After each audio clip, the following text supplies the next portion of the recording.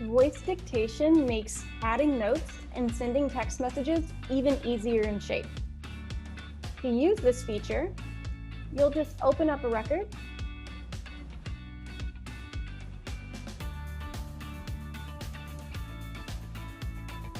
and in your productivity sidebar on the left-hand side, to add a note, you'll click the plus sign.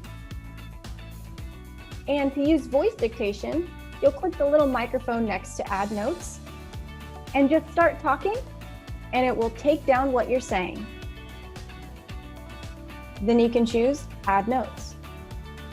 To use this when sending a text message, you'll click on the two talk bubbles in the left-hand sidebar and click on the microphone and then just start talking.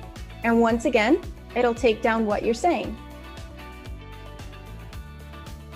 And then you can just go ahead and send that SMS out. It's as easy as that. If you have any questions about how to use your voice dictation or what it is, feel free to reach out to support@setshape.com.